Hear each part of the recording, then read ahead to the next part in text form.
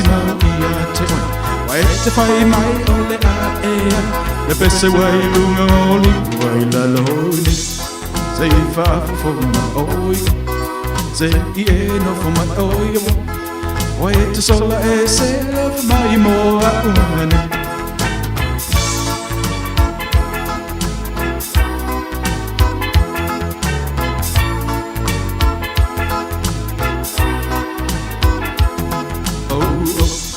Love for my ale my oh I wait till I my love for my more oh she I will what kiss in my suman oh me see we the joy fighter see a love for my more no fighter no one I oh fusi my iate why to find my ole the best way lunga moli, why la loine.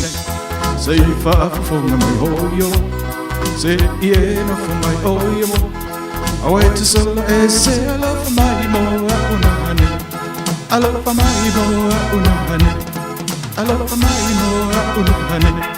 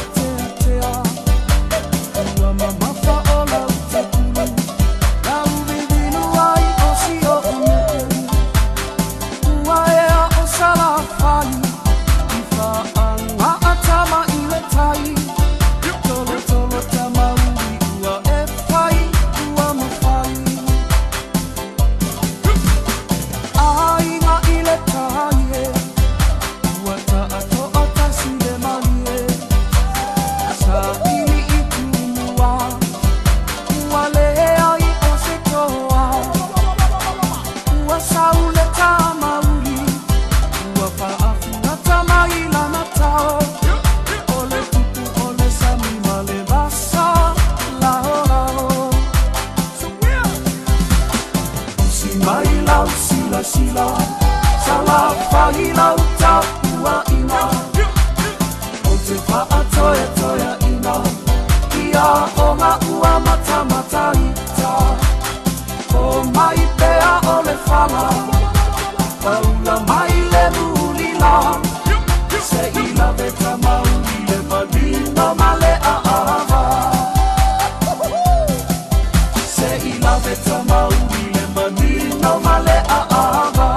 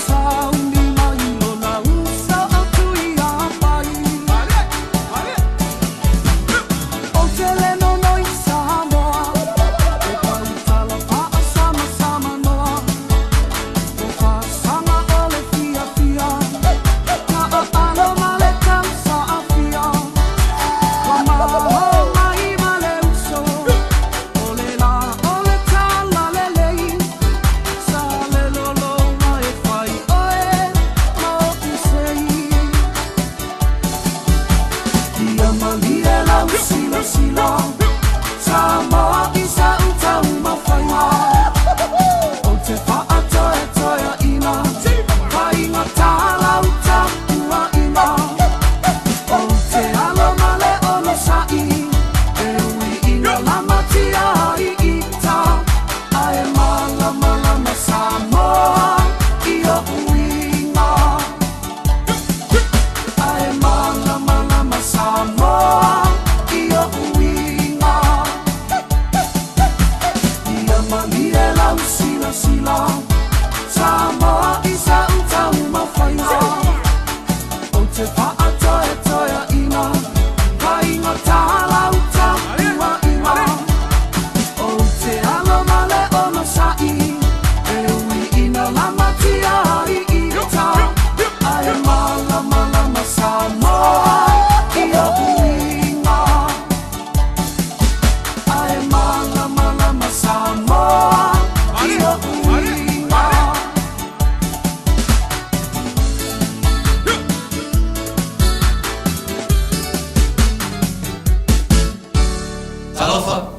Martinez, and you're listening to Radio Samoa on 1593 AM. Umafayo na awina tu telefone mai Samoa. Ona o le lango mai al ofisa malanga o le ADS Travel. Telefoni o iwa, tolu iwa, lua o, faselau. Tolu iwa, lua o, faselau. O te toi whatalofo e ro tātou o tenu i nei foi aso fou o tātou mafuta. A wāre whapoponga o le tautua masani tala taulongo mai Samoa. O le atali o talavini sau noa o Samata i Savai e lona lua i le whanau e toa fitu. Ua wha ipo e toa whao nalo. O le aso se furu o le masino o se temo le tausanga nei. O le teimi muri lea na tala noa atu ai le tina o langa fuaina tau paolo wha savanu. I lona atali i a o iai ngā ruenga wha vai teimi New Zealand. Peitai o se tala wha noa. Ua wha te ia ai le tina ina ua longo ina le so upu o ngā ruenga wha vai teimi. O lona alo ua whano le so i fua i se wha lave. Na mu ai le whale na wha mautu wai. Whalia le tina o langa fuaina. Ua wha ilo antu o lo whaia sue e ngā leo. I le mafua anga o le mu. Ai da tupu le wha lave na o lona atali i sai ai le whale. I le aso sana te nei. O isi tangata le latu au piki wa toi fo i mai i Samoa. Malo latu te tai. Ia kusai fo ia mole avangoa fa penga ku ina mai ia awa fo ise fa makalanga fo i winga fo ise ka sirfanga ia ole afia ole susa pose meola akanga le fa ia fa kwa makoma ua ile kala kusai fo i male fa lave o kupu mai se ka sirfanga ia ole kaimingi ia ele maua mai se fa makalanga pengi fa maungia ile isu enga la fa kaimingei la fa nga solo su enga le kaimingei ile mafua anga mu ele fale ya ma afa inga se ka serfanga Ole atonu le fale le sa fa mautu ai lo walo la sunga o le fale lava o le fale le nga fa mauku ai o le fale ale le sala ko api ile team le ai inga New Zealand o maua mangi fa makalanga o nga o kele fo ia o fa makalanga la e au mai ese lava fa makalanga la mai pe o le meanga ele o afo ile leile au mai nga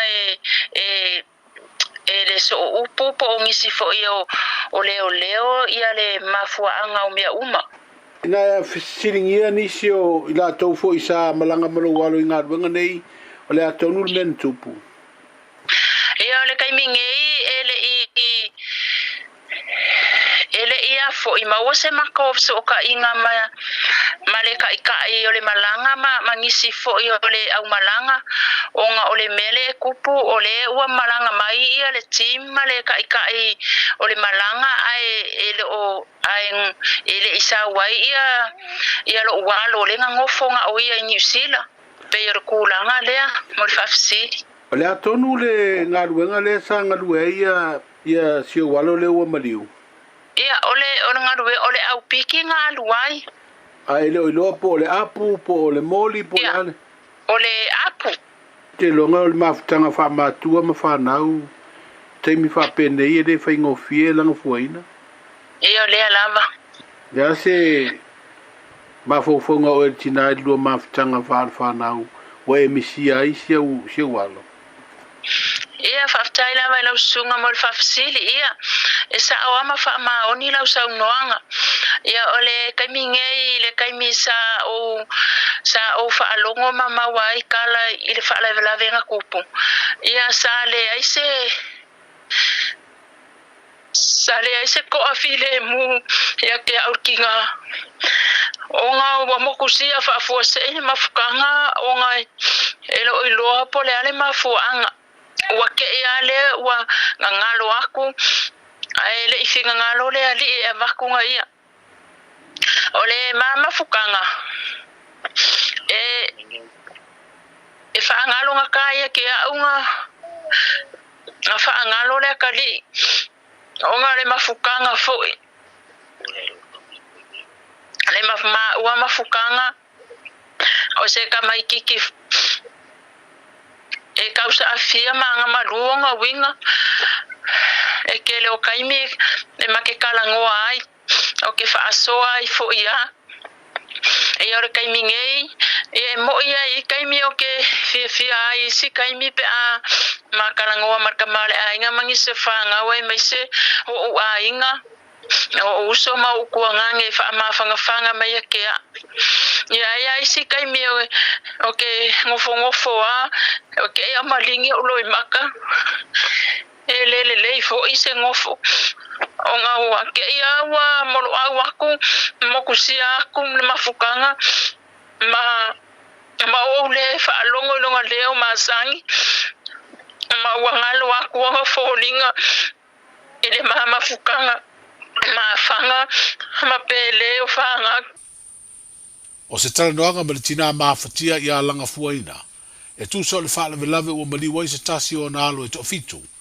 A o iai ni usila i ngā ruenga whaavai taimi. O whaali le tina, o whaato anga apu i motu heka, sa anga rueilo na atali ua whano le soi fua.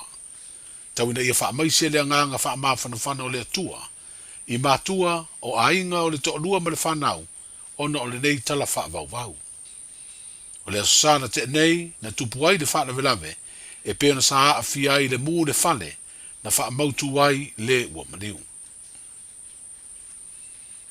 Wa au mai se whingalo le sui pā le mia e tali atu ai, i se whingalo whaalaua i tele o le sa a vea, ma pā le mia ma o ia fōi o le teitai, o le vaenga wha upu whai o le Samoa u poto, i le wha pēr mai o le fionga fia me Naomi mata awha, wa vai tama le whai ngā malo fau le fuafuanga o le tala autua o le tupe, le ana te ena le pā le mene, e peo na sa tutu whaatasi ei le lua se furu, o whai pule le whaatuatua i le atua Samoa utasi, ma sui whai pule sa avea mai tua ngai o le paia inga se furu fitu, a le pā le mene ua whaata ape e te ena.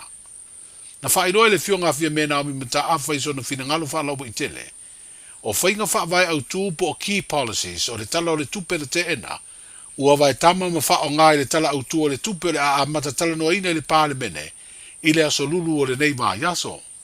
Sa tā pāse whina ngalo le fionga le sui pā le mia, le fionga to e lupe mau i au tele pōmuri nuku o na semo, i le whailo inga matu sitala le whae unga o le vai yaso o mawai. I ana whaing whaavai i lana anawa tauna o mai, ia, pia o le whaafonga i saunanga le fionga i le teitai o le malo, le fionga i laule le mani toa, ia, o le angawa tau whaawau, po le budget whaawau. Aisa, matua ia, ngāluenga sa iai. Nala ona le tūlanga le whaawawina le tūlanga i, ona o le minority o whainga malo. O le o iai le lango a le toa tele o le palemene. I lalo lana fionga i lana taita inga. Peo le unga, ia tautala ma le awa i le vahenga.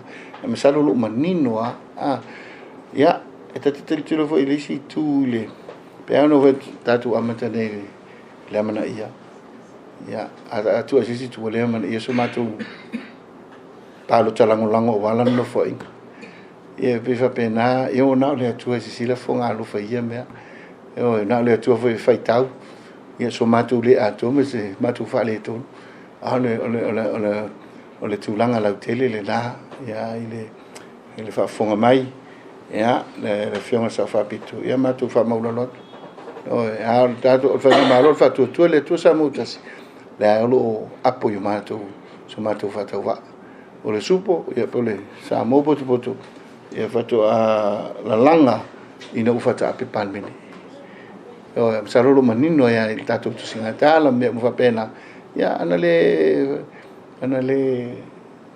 le fata per palmene le mfaiona la ngai mai no wing ia whainga maro fatu tu ile tu samutas le alo u matu lima le au fionga le taitai ia maso matu fata wa folau i Samoa ile fatu tu ile tu Samoa tas famo mota tu ngano mo ke siano famo mota tu tangata. O le tala noa ina o le tala whaatau au tua le tupe peo na amatari ai tau urumanga le whono a awhai tū la whono. I le o ngā tutonu o le nei vā yaso. Wa wha moe moe te tau na mai ama pāsia le stofi O le vai aso asau le aso tolu se fulu leo le masina le nei o ke topa. O sau nuanga whala wa i tele whaatau pou wa sui whaipule. O le teimi mua le nei wa se e iai tofi o lato i tu malo. O le aforasia i tau urumanga le pāle mene ua whanga solo.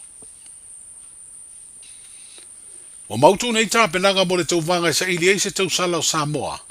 Mo le tau sanga lua o lua lima le lua o lua ono. E peo na whaelo ai se li poti le tala mua e to se fulu ma le lua tama i tai. O le a tau sini o ai. I lea o whainga e to avalu tama i tai mai Samoa e to wha.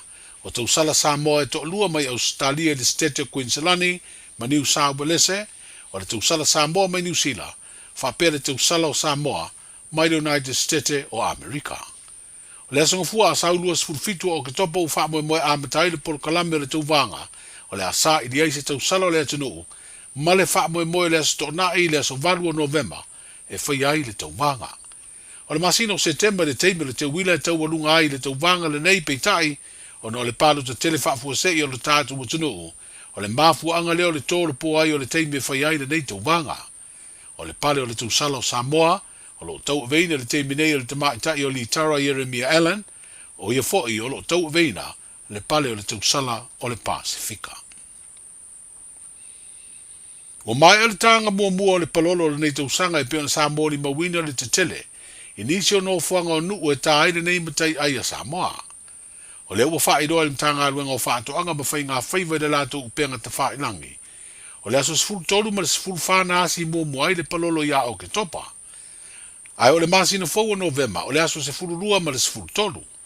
O lona winga, o le po le aso lua sifuru tasi o November, a malama le aso lulu sifuru ma le lua. Ma le po le aso lulu sifuru lua o November, a malama le aso tofi sifuru tolu o le masina fau lava, e pa u tonu i ai. O le whaamanatu mai le vaenga o whai ngā whaiva le mtanga aluenga o whaatoanga, ia toe sauni ma tapena mea tāpalolo ma manatua lau saunga le mu. I le motu o polu o no whanga e peo na masani o na tāi le palolo, o tui ala mu i le manu a le ipata, o whale a lili, ma tā utu i le whanga, salamumu ma whale la tai. O savai o sa fotu, o whanga sā, a sau, sa taua, papa, puleia, ma sa tupaitea. O nisi fo inu o le tu malo palauli ma le nu o tafuatai, e masani o na mawai le palolo i nisi o tanga. Manuia le na yaso i fuafuanga tātou whelo ai. Ua na o le Radio Samoa se furulima iwa toru a mo e tautuaina o e ilangu ngana fitu aso le vai aso. Le ua tula mai le tātou teimi le wati le nei fuivanga o le a fiafi ma le tautua le Radio Samoa se furulima iwa toru a mo. Ia ua se furu tolu minute wa te aili tu le fitu. Ia ua mwhaio na whaafonga le tātou tenu u se whapoponga le tātou podkalame. O le toe whaasalalawino a tātou tala mai Samoa. Ia pei o nei e le tautua le tau whau tanga vai a tipi o tanga vai a sona whapoponga. O le nei fui o ngā totonu o le vai aso pei o na tātou iai.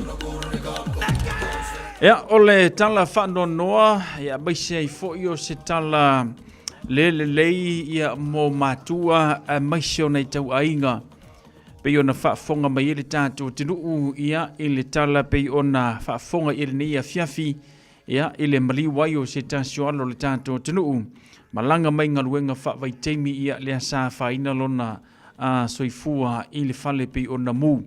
Ia pei o na ia whaamautu wai i ngaluenga whaavai teimi. Tau tala tu mai le tupo le whaalave lave ai o loo mafuta ma ainga i Samoa. Ale mela leo le whaalongo mai o mātua ma ainga ia ua whaale tonu atu le ola ma le soifua. Ono o whaalave lave tutupu. Whainga tā te leo na talia ina e mātua a maise lava tina. Maise lava tina. O isi teimi e whaalongo e tina le tala. Wai elena le pauai lea o se tangata o le tātou tino mo whano le ola inga ruenga whaavai teimi. O nisi teimi o le tina pei awa lea le mawhauwhau ane le whaafonga. Ono le vāwala lata o le mafutanga le tina a ngā i langa tama. Tama teine po le tama tama. Tau tala tu mai tātou le tūpā marosi. E mawhai o na lava sa ia le ono sai ma le tinga. A tūlo la i le tūpā o tina. Ia o le whanonoanga sili nā mō tātou pe o na iai. Ia, tau ina ia wha maise atu le ngango le tua. I nei mātua, maise o nei ainga, loto wha vau. ona o le tala whaanonoa pe ona tātou whaanongoina ia ile nei a fiafi. Ia, tau fo ina ia ile anga le lei o le tua, maua pele file mui loto ma nganga au tātou ili tātou savaringa. Ia ole nei fo iso i fuanga ua tātou iai. Tulanga lana pe ona iai tātou le neva teimi, o sauni mai ngal wae, iai singa luenga whawai teimi le iai nei, le vantonu mai ia nisi au malanga. Nisi au malanga o lae sauni ma tāpena mai. Ia ole whamanatu lava ma le tala o le alofa, tautua nā lou saunga le mū. Ia te lo iai ia masalo na ua so se ngaluenga lave te sauai ua umo no whatatitio na tūla whono. Ia mai sei vaenga e tatau o na tōu sita ia, ua lava le saunga le mū, ia o le ola ma le soifua a o whapena o na motu ma le taula. Ia e fisosoani nei a tātou ainga i Samoa. Apela nā tō te sauni tō te malanga mai, o le whautuanga ma le whamanatu le nā mō tātou, ile nei fuivanga ole a fiafi tātou le wa nei, tātou le wa nei ngaluenga whawai teimi po au se tālia, mana tua te leo sau nei te no whamau. O lea te sau i nei le mea tau le season worker. Ono masina, fitu masina, valu masina, iwa masina, pe tasi le tausanga, e te leo sau e te no whamau i nei ma au se tālia. E o iala ina ua tau sori le tū la whono, ai o lo matala pea le whaitutoa, mōna i o tātou tangata e o mai e ngā lulue i tutono ni usila ma au se tālia. A whapela lena sanguranga whawai teimi o le aike ova i ngei ma au se tālia. Wa o whautuaina o e whailo i lau ainga. Ko kongi lau pasese ma e to e fo i Samoa e whaisesaka e whawhanga i o mātua ma le tau ainga. E le ai ma se me ma whai o na whaia i nei. Te a whapeo le te sola. E ke sola ai pe ia o le sola le. Arkanga ka fo le pe ki sengi. Ia peila ona iai ia nai fautuanga na mo tātou. E sili ai rautu e fo i le Samoa. Whaile maumanga. Whai se whi aua ngā le ainga. Ia ma whai ia se ngā luenga. E fsosoani iai i nai mātua ma nai ainga. Sili le nā. Nai lo le kaa i ngei ki o whaalongo aku se siwa e whaale kongunga mai. Ia ona whaale tonu ai fua leo tātou. Tātou ainga ia i nei. Whafonga le mai. Tātou ainga ia i nei le whaia le amio leo ma au mai tangata whaingaruenga ma fole le whaalafi ma whaasola. Ia au tō tangia le mai. Ia oe. Aua tō te whaingatāina ia ngā luenga ia ma tā upu. E manu i aile tātou tino. E oe, ia wa umātu e si whai ngā malo, o mai si whai ngā malo, umātu e si whai ngā malo, le wa sau le whai ngā malo le wa iai. Lea sa sau e fo le tala o le a tau fia ngā ruenga whawai teimi. Ale au mai. E oe, masano po le, masina le na taru ai nei na tau nuk mai ele si whai ngā malanga. Ia o la fo e kasi ala o kirikilo i au malanga to telefo, e kasi ala o iloa o malanga mai Samoa, mai Papua, mai Tonga, ka iloa po si au malanga mai Konga. O ka koua lama Papua, la e tele nao mai. Tūlanga lana tau ona whaitete i ei tātou, aua le whainga tāina vanoa. Ia mo isi tangata, ma isi tupulanga la fio mai. E sui aku fo se ka avare al ko inga malilo makua. Ia mawaku se lengi e whailwha malama o whale o levanga. Ngā lue se koia inga e le ngā whakia se whamalama. Ia au ngā lue ngā whawai teimina le iei tātou. Ua a vea ma whesoso ani tele. Mō na ia tātou a hinga. Ia ole whamanatu nā mō tātou e tu i au tawha. A e le fia whaafonga ai. Alo vai se fō ma e ki lingi le leo kari. Leo te tala noa ia te outou i e whetu te tāngu. Fi wha lafi tangata o mai ngā lue ngā whawai teimi. Au ka kouro iei a inga. O mai nei. Ave iel fautuanga le lei. Ia, I love you forever. Eoe, o mea le nā masani whai tātou. Ia, wā, e sau fo lesi teimi. Whawhai ngofia ngā sau. Ia, whapera ke sau sola. E ilo ka sengi la sola i au se kāria. Eoe, mōre whaafonga le kungu. Ora kai mea la o ke ilo ai le mea la iai. Ora kai me fo ngā wasiaki sa o mai ai au se kāria. Alu i Samoa e whaise wheau. O ka kou fo ke minge kusa pe a inga pe a. Ai ale wha longor karinga. Ia, ele whea mo isi tangata la fio mai. Kusa la pe ke kau mai e ke au. Ai o pawa wa lenga le va kelenga o fo mai singi nga ku o ke ko alu singi fa ungo le vai aso lente nei ia o le tala fia ngai ma fufuanga fala ainga ia ai o lo o fa longo longo a fo ia po fe se vai pango o la fila fila o lo kasing io e Toyota mau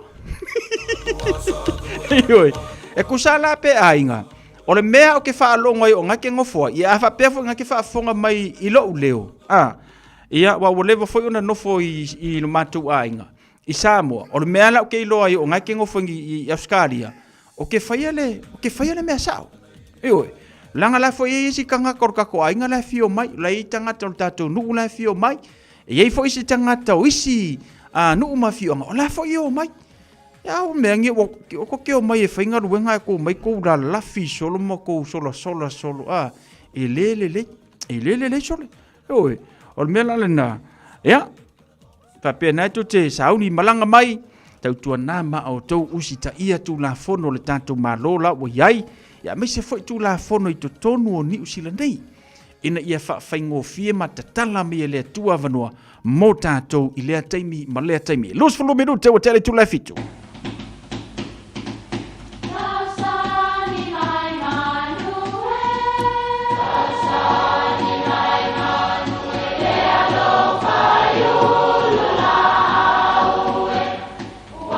E o whanga manu i ululu o la au, awa e whawhanga i funga o la au. A o le tangata, e whawhanga i upu matala. O le mawhileo o alanga upu mamuanga ngana Samoa maona whaapongai, e a fua i lona sio mianga. O lona lea sao i le whaatufunganga o le iloa whaale aso, mai le tautua se ia o ina pule. O alanga upu mamuanga ngana, ua lantou mamanuina le tō whamanino a Samoa, mana tua fo'i, e tāo fitau muli le atunu. A si i le ngātai whale, ia folau i le la afa. O le la afa e malosi a wae le langa mai le afa, mai matua whainga tāo na leanga. Po le ale malosi o le awhai le tai o na masai. O le ala lea e whao ngā i e tautai i taimi e malosi ai i le matangi po le wha. E whatusa i taimi e au fia ai i le paia ma le mamalu maua lunga. Ma ua le toe au ngā tu la whale whataitai. A e te tau o na lafo le launga i le au puputoa ma le au fue loloa. O aso whapenei e le toe au ngā se wa e folau i le la fala. Ua pea ua le vasa, se i wanga nā lava le tautai e folau i le la afa. A si i le ngātai whale, ia folau i le la afa, manuia lau vasa usau. Radio Samoa. Taslima iwa tolu. Ama. Beta Drive Doctors, i le taulanga whaatau i mangele, whaapea manrua, mo le vainga o so ngase pe amana o mia. E whaatino e fo i matuipui pui o le whanau witi, o tuipui pui la COVID is flu river, mo i lātou is flu tausanga malunga atu. Whapea matuipui pui o le flu. Pala au telefoni, 255-25 mo so wanoe whaatino ai nei au nanga. O fisa whama i mangele i taftafane o le McDonald. A manrewa i taftafane o le Whaletusi po le Public Library. Beta Drive Doctors Clinics. Avia maua sosa, Omega Ka, Iana Lowi Moa, Omega Ka, Sabaleta Umofie, Omega Ka, Vili Mailo ile Omega Ka. Omega Cars, lua selau Cavendish Drive i Manukau, o le telefoni o iwa lua vitfitu 5 tasi lua. Susu mai Manukau ne, Omega Ka. Malole keisile Omega Ka. O se tala fia nei mo i la tolo mana miele vai yesi, vai sasalapa ma le vai tamalingi, mai le Samoa Herbs, ua mawhaine o na whaatawatu le tātou ofisa, a le TR Marketing i le mautou Samoa i mangele, e nau le lusful tala le tau le vai, ma e ave le wha mua ia i la taweanga i mai le ofisa, e totongi mapiki a la tau vai, Morisi whaamtalanga whaosauta iane, i le olua tasi o lua o 5 tasi fitu, Morisi whaamtalanga, i le tātou vaiesi, vaisa salapa, ma le vai tamalingi. Vai esi ma le vai sa salapa a konge au ngā moro soifua manolo inga re kaimile ngai. Ia o le au ke whaakari po le ase kaimi o so mai se vai lau ka mu. Ki ropa unga o le vai au ngai a kia ur ke mingi o le vai lau ka mu. Le ua uma le vai esi, sau le vai sa salapa, ke le mau vai. Mo ka fiu e ingo ke ilo ai le au ngai a kia. Tau whaakari lape e se kako vai lau ka mu. Ke lo le o le vai ngai au ngai a ma ua ma mataito. Luas por 1 minuto, tale tu la fitu.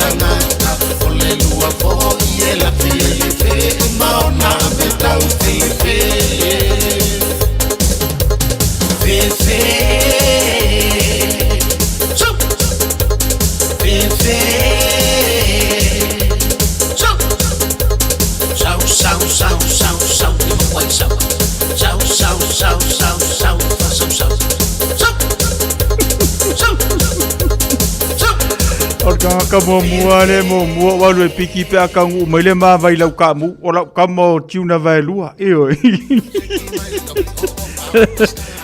Fatalo fantata proclame nei uomo dai paanga le fatasi mai Elisabetta Penese a Sefilino malo le sei fu mruia fa taile fatasi mai le nei fiafi Fatalo fatu se uso ya simonu Josefa male fritu ya oli male fanau le mau male tanto proclame alo fatu pasta Tina ngawang se fu mruia Tina go coast au setali o man tau nai go costa Tina ya alo fatu Fatalo fatu ya Fo Brian ma lor se fu manuia Fo Brian fa taile fata simai le ngata fo ile fatalo fatu ya kalama ai ngamaua le mau male tanto por kalame se uso ya Fo Brian ma lor se fu manuia Vinci Leonard ma lo lava fa taile fata simai Aisa ma naima ma lo le se fu manuia fa fi roi ma fatalo fatu se uso tu ofe weta sustal talo fauso ma no fo nga lui se am ngwe ngole ni fo ya so lulu la to ya alenga ka fo ile boy le ai ke loala o le silea ukama e kakau nga ingu vai lau kamu se uso ya tolu farsi ila vea io ano va tolu va tele va tasi mai brother amo mona manuia o maseu ai ngai le ya fiafi va tele va tasi mai Amelia Mikaele malor se fumanuia ia kasile kanga ka fa ingule ile vai o le lauka mu o pesa Roberts alo fatu pesa io kamale e ku sa o ia le fa ka mu Quindi Saveria malor se fumanuia va tele fa tasi mai le nei foi ia fiafi ia male tau tu on radio Samoa fuli mai vatolu amo afatonu fitu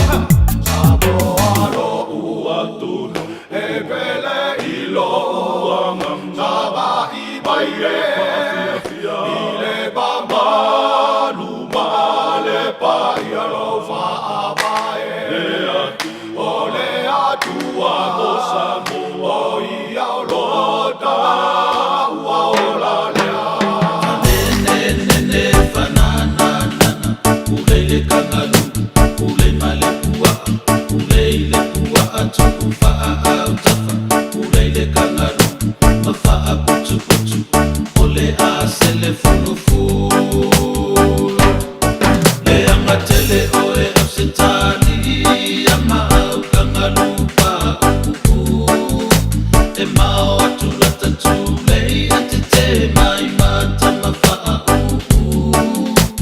te ia lea uai ta mawha ako kosa mai lau mutu kangalule mawhau le wha e to mai ono lau lau ua mange so ta foli na wapapala o ta ala whau aua e te tau whaalili e le vale a fo i nei whanau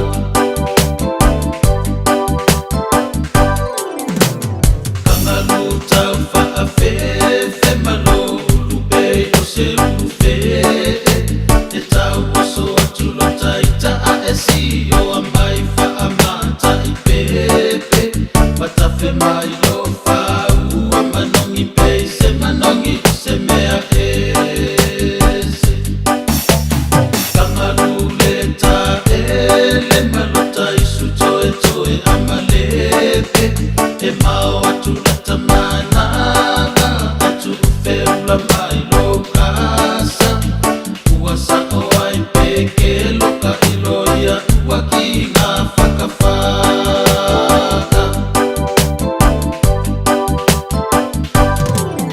ta ole lima i le wapea o ae sau ole loli pei o se manuau whaapea o se loli susu ale ai ole loli o pua a ai wau ala we umane uau e uma e fo i wapepe a au a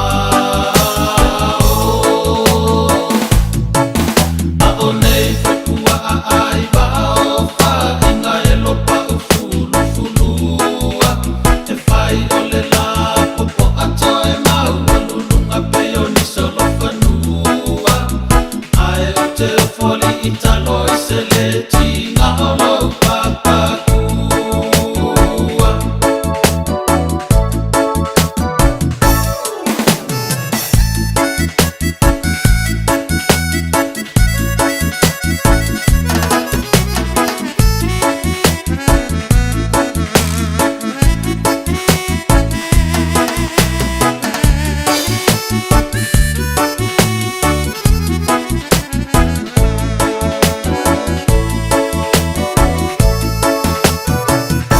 Si fonga mata ngofia se uso ya pesa ili maleota. Ya balisho fatu ngole ne ya fiafi.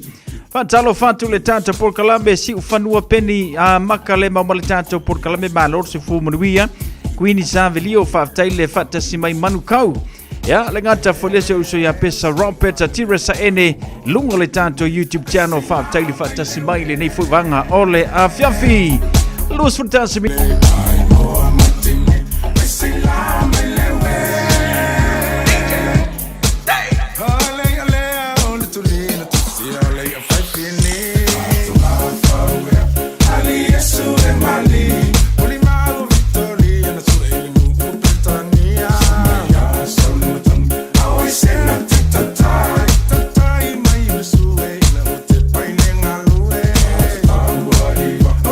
Sue mumbula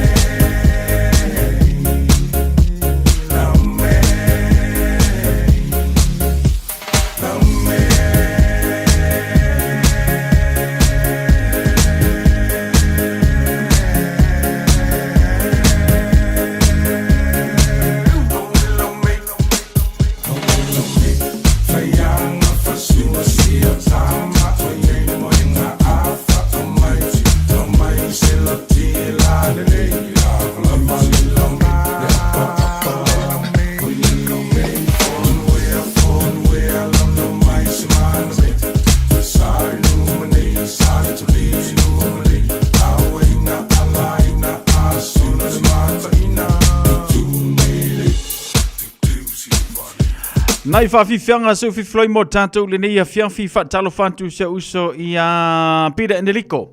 Le mau male tātou por kalame le nei fui a whiawhi maa loro si fumanuia Pira. Whawtei le whata si mai le tātou por kalame a beiso le tutua. Le Radio Samoa Sfilima Iwa tolu a mo i le nei fui wanga ole a whiawhi. Ea, se male tātou por kalame i a tātou whaasili silanga whalawa i tele lau tanu mai e tau a mea. Ea, saloro to i titi tau nuu mai ia le sunga re li manual malo. Ia a tuman wau siki a siumo le tātou por kalame ia o oe male tulafono.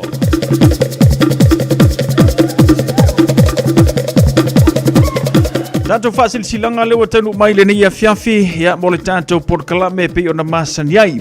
O le whasil silanga mo ilanto uma e tupunga mai ia talataina nofo maui mai tua tu inga mala talataina i matawhanga. Olutongia a leipanta olo alala i Samoa, Amerika Samoa maso o se tafor kerope. O le a whaia le tātou talanoanga lona lua. Whaia le i le Church Illuminai Cafe i le toluanga i le 5 Teanta 2 Row, West Auckland. Aso lua se fulmaliva November lua o lua 5 aso toa na i le se fulmale lua i le awoli. Mātou te wanaua tuai i le ava ma le whaanalo i le paia ma le mamalu o seo tātou tulanga whaalupe. A fia mai matala mai a ao o lou le awai mai o le a le whaatali ai fuafuanga a le tātou ainga poto.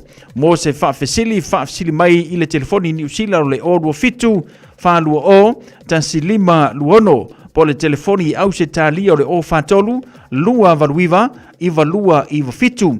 Sei nia talataina valusia talataina le ala i sala no William Palmer tu inga mala va lotu talataina e fopo no sai pama o lo sainia le tātou whaasila silanga lena. O le a whaia whaalinga o la Air Pasifika ia matatau. Pea po le malu whaia le i te puke o Tara Community Center i le aso tuanai. Se fulumare 5 November i le se fulumare tasi le taiao. E mawhai o na whaisou la e wha Samoa e whaani e lau pea po lau malu. Mo nisi wha matalanga wha so tai mai se prina whale o lua tasi, iwa o na tolu o tasi. O lua tasi, iwa o na tolu o tasi le ava man le wha loalo. Awane ingalo saulo mingo le tusi o le songa. Wha tasi ei ma le lolo mingo le vao filifili e mawai wha lupenga o Samoa. Tutuila mamarua o nisio tala tu o Samoa o le alanga upu o le mata whaioia le patai.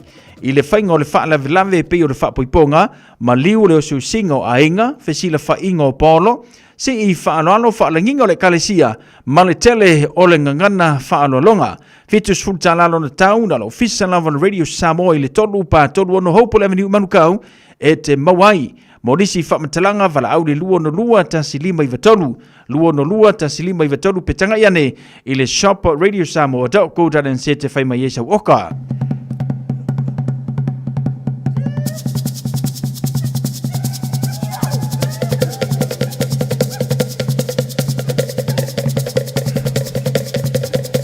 Pasifika Cup Festival Soka. Mo tama matene Samoa i au kilani nei e taa alo i le taa longa o le soka. O loo matou wala au watu i tama matene e iai alatou tupu anga Samoa i le vangor se furmare lua anga i se furmare 5 tausanga le matutua. Fi awai le taa metusanga soka po le Pasifika Cup e whaia. I le aso toa nai aso mua November lua o 5. A whai e iai lau nau ma le mitanga e whai masui o le atunu.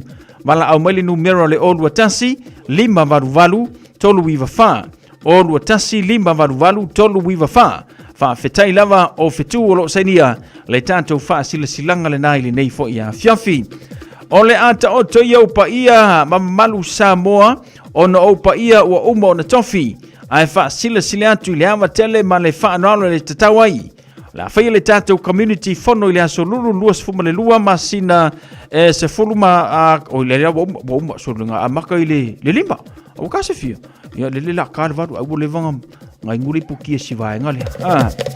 E ale na. Se yo ko sia ki ku pe isi se tātou fasil silanga.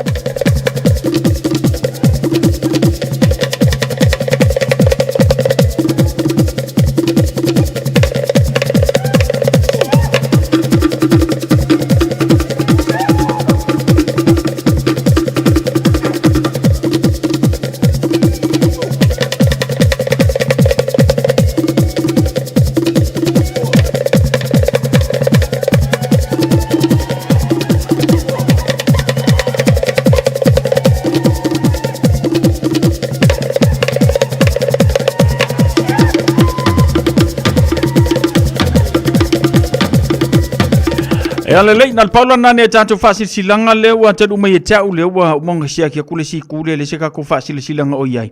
Ia na Paula nao na e tātou whasilanga leo tanu mai e tau. Ia i lewa mal whaalalo wa fo fonga le tātou tanu a maise. Ia o liso i lātou peo na au mai na e tātou whasilanga wala foi nei a inga. No umana whanga pei ona masani ai. Se fulu tolu minuto na tā leo lei tūla e valu. Male tautua Radio Samoa. Se fulu lima iwa tolu amo.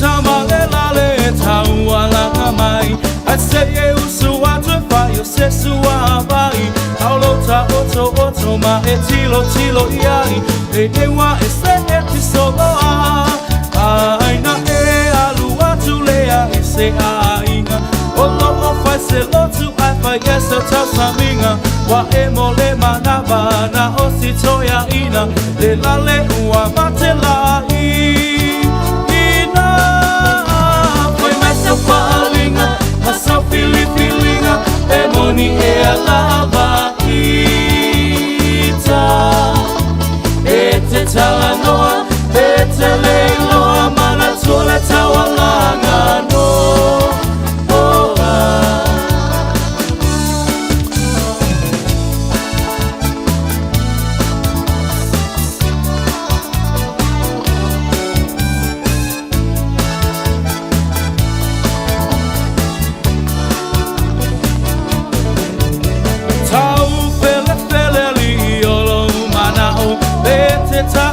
E te fia o aku Wa e whama walunga Le poto wa e mawa Le ai maso wha au tau Taua a mea Oi ma filio le whai te au O whai ma whaia O ngā wami o ngā le tatau Wa pule o le au moe Ma lofie ka upoe Ai ino sia ai lava o Ai myself falinga Myself feelinga E moni e alava ita E te tala noa E te leiloa Mana tole tawalanga no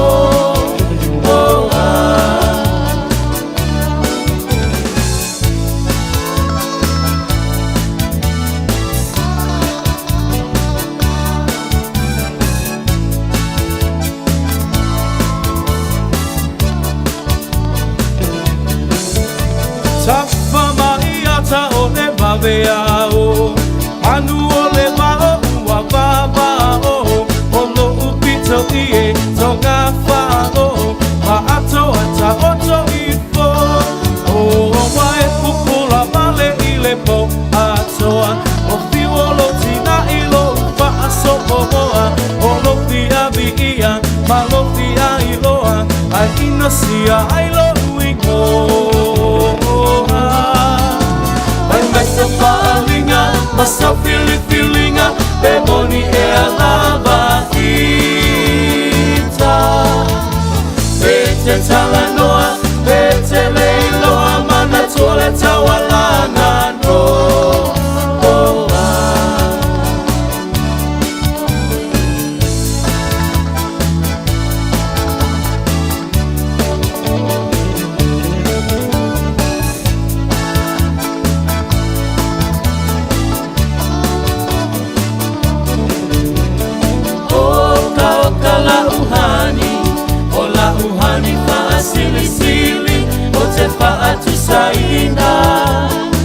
Ise apa helapi O se pisu pasili O se masike ke mai fiti O sina sapasui O ni tamato maniti Afai lava uatonu ilo fina ngalo Tafa aipo Avane ile malo Eleana ole ta'atua E tele aile ti apolo Te fai sau pepe Ole pepe ole po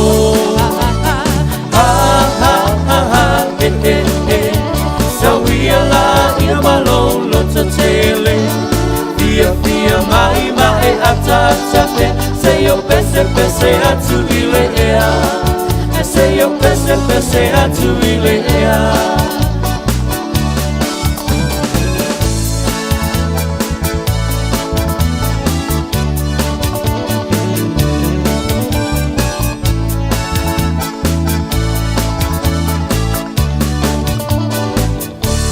Nai whaafifianga sufi floi mo tātou le nei fuwanga la fiafia a maiseo le tautua le Radio Samoa se furulima i watolu a mofa talo fatu se usu ya pira eneriko Ya le ngata fo le usia ne po tau le mau malbla tanto por kalame tina nga wang ya ma no lava siva mai io taile fatta simili tanto por kalame mai ai ya ole tautua le radio Samoa se furu lima iva tolu amo ya male tanto por kalame pe ona masani ia le tanto tautua na minute ona fatta simile o le sunga le malul malo ya wa fo le tanto por kalame pe ona masani ai ia oe male tula fono ia po le tula fono e makua faasanga ku isis iwe ia wa ke kulo le kula fono ia e umangi o makua ikuva e lua le kula fono ia te oe mai la tato pesele fa te simasunga le malo malo mo tanto por clame ia o male tula fono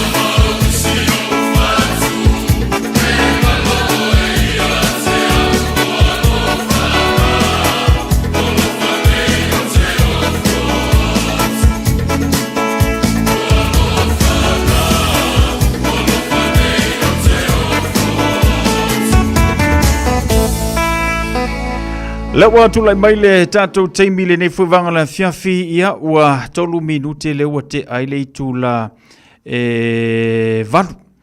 Ma le tatou porkalame pe o nei ai ia o le ua whaatasi maile sunga le li malu le malo. Ia ua lava le tatou porkalame pe o na tau whaino le nei a fiafi. Se fu manuia no sunga le li malu le malo. Malo le taua tai malo fu li wha malo si fe au mangaruengo le nei a fiafi. Ia, sei fu manuia i lau suga sau pe fo ia whaafunga anga le tātu wa turu nei tūlao le fiafi manu uru ma le sabili ioi ma le pongisa whaaftai le tū wa tātu ma una nei tūlao le fiafi no na lofa muna anga le nei whaafele e tātu whaafele e atu i tātu pa anga masani me tātu whaatala lango le nei fiafi malole sei fu manuia malole folau malo fo tautu Malo o le na ta whaalongolongo le pesele a loi matau apa ua. Kere loia ki oe penga e au kalavou i laso, e kasera vai au ki a oe, kere i au kalavou i aso la tu mawau. Sa kai kai. Le la tu e tau elo ta mawhau pespese nga au talavou. Ia, mai se fo ia vai kemia sa o kapisi ai. I le lotu. Ia vai kemi fo ia sa mamalu tu la fono a whaife au. O le aonga so sa, a ele aonga so sa, ia o la iele me kupu ia ke oi. A e pisa le keimi o le loku, o aso ia tu monu vau. Leo te mana tuaina. O le mato whaifi au sai, o le makua maka ukia. Ai o le maa nei a lau mene na whai le whaifi au. Ke wa ai o ele ai ma se tupulanga fo ile le malo vale ina vai te. Ma fo i whaitu la fono kai pea kula fonga onga kulanga lua. A wha pea e o le aonga so sa. E a matai le whae le fiafi. E te tau ona tā le whawe i umai o le wharisa, whai le tau wala aunga. Le wasenga, a umalina. Ia alu lolo po karami wha ngā solo. E o fo ina i lasa, e ei fo i lata i tai o le aunga sa la tu te wa, ia le aunga sa. O le kaimi e whai le lotu, sa le pisa. Ia kofur kama i kiki maranga kuspa ia. Aua ne i alu se si fafo pe a o le teimir sau ninga. Dira. Vai vai kemer kupulanga. Sole. O ka se le lei sole.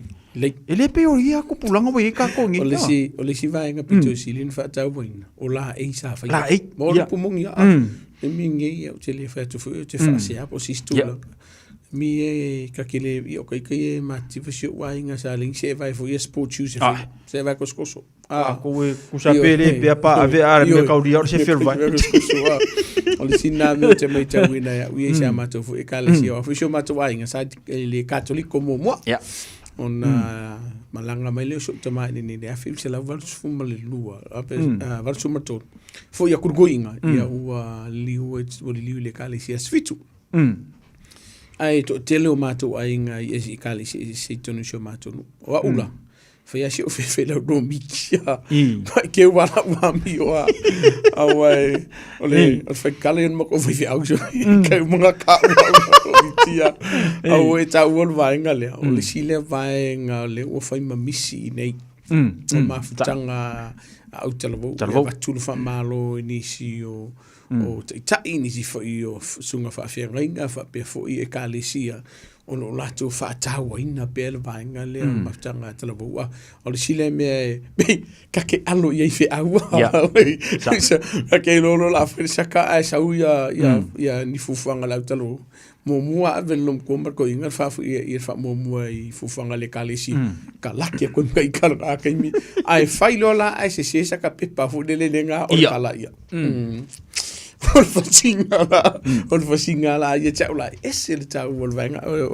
o le te sa no mai winga tatu pese mana ia fo io por nei fatunga le tafu fa no ngo nefia ai pione tau o le vanga le o misi tele misi io lo tilo ai le mtanga winga o le si le vaenga o le e fatu ina le mtanga alum fa no telo o kongwa o mafutanga I kalesia ai me se lava li imta me te talavo I o lato tau sanga masan e mau isi mafofonga le o lo ngofonga o I le fale te le o afianga o le mafofonga manisi o winga mfana fatino le ala yo na te le mana tuofu e le tau tonunga lava yesu su enga o le te le o ala mafana ule ua malifa I le solino tu lafo o le ise mafutanga manisi o Pe la vainga I o mafkanga kala vou ia ta fu ia le si vainga tiri fu tato o man tua o lo faia onga ka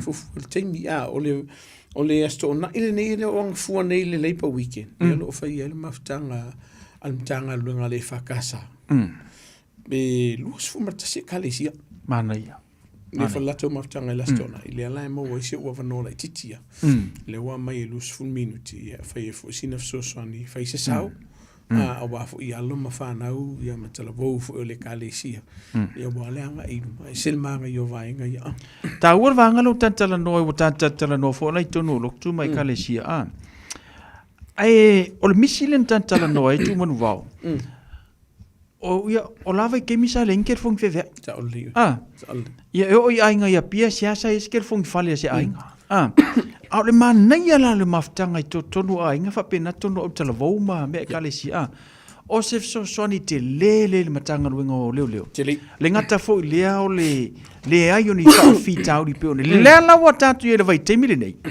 ke le fongi ia o ye mea nga o messengers o ye mo mea nga Instagram e po ioi ye si mea nga ka le lo so po ai ngo nge mea so ia po ia nga o le vainga pito siri le tau o le tau so le fe nei mai mana yo le wa matel ta por kalama le tiro lava ia le mtanga luenga le fela fam talanga I se fate ita ingola fam talanga le ile afi ile lua fes fu mariva sa o tala no ai le mtanga luenga fu ile le Ministry of Justice ma le mtanga luenga le fa pe fu ia le mtanga luenga le tau ta to social welfare mo se fe so ani e ma fai ona o fa ngai nei se vaenga o se lini o lo mau le malu funding fu ia e fai e a mata se por kalame mo a onga la singi o le vaenga la tau o le vaenga le ona sa ile manatu hulele e o le o yeri por kalame le na fa nga so le malo pete yani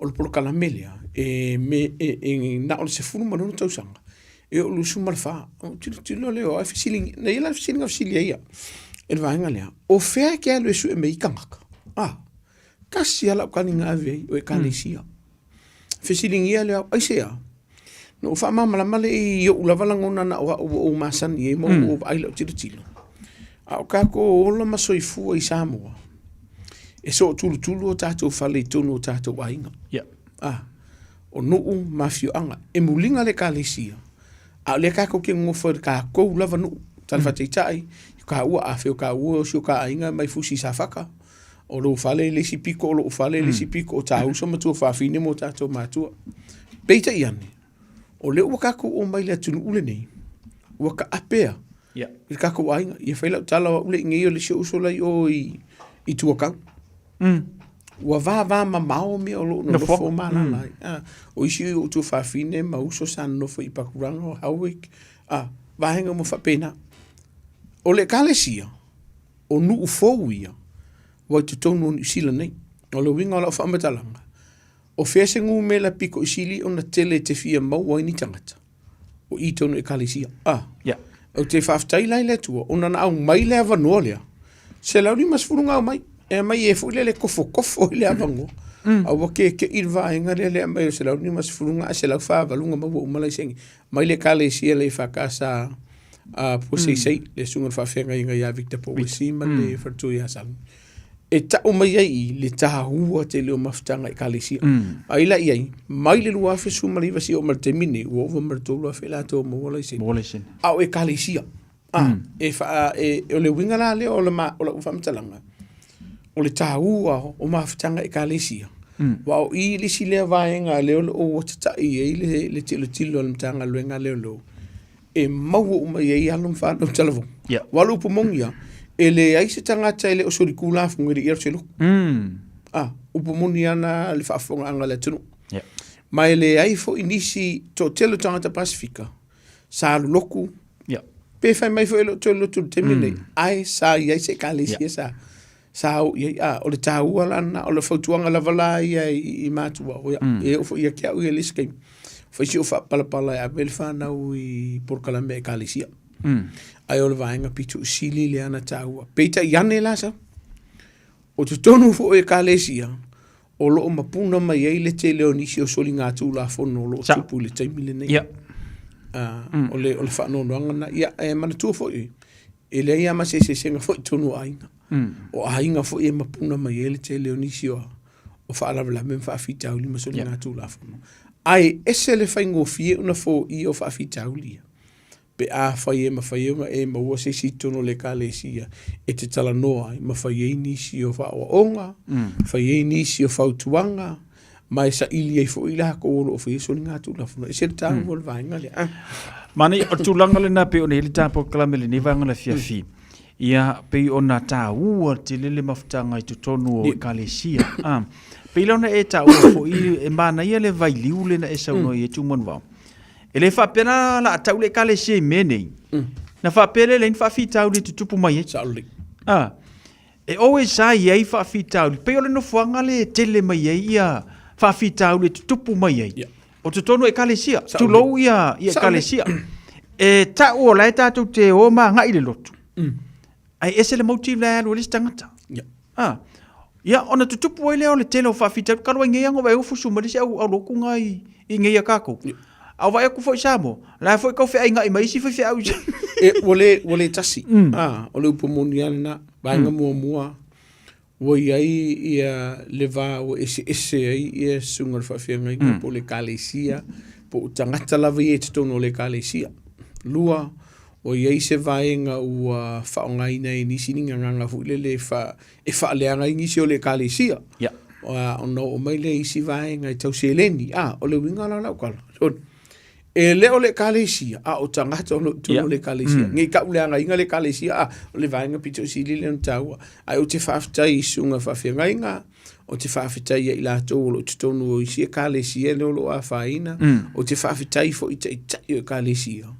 O iei le awanoa lato te mawhai o na tutua me whaapele i le sa ono mele.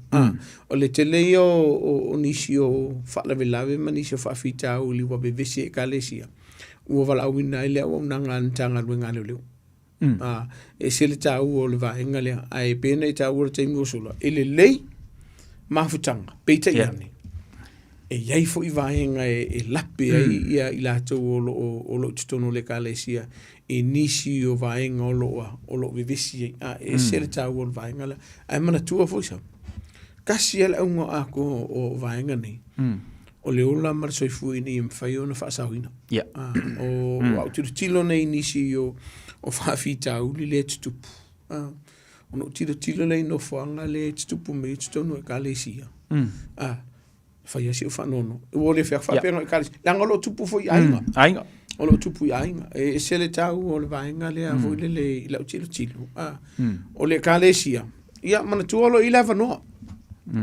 Mana mi fe es fatal tanoanga le kālesia o le si le vaenga ono o le malama o tātou tangata i vaenga o tūlafono ese umakanga kamera la ko fali o tūlafono ese umalango haka o tūlafono o le mafuaanga lea e au ngai le sa ili o se tasi e malama i vaenga o le tūlafono vaenga mua po se lo i e malama i vaenga o tūlafono po leo e malama e o foi lá e vaenga e so fu malo loinga o foi al pouco mais o ia lá to me foi na foi o le sile vaenga e se le mana ia o kala si o foi lá tato por kala me ia fa malo fa foi ia tu sunga fa fenga ngalo matunga fa tas o me tato fa salongo ne fia fi Reverend Fiatuna i o le Sandringham e fa casa fa pe foi le sunga fa fenga ia a Victor Poisima for tour ia to tele o una paia le tua ma o lato for tour lo ma tonga lu fa tasi va tul fa malo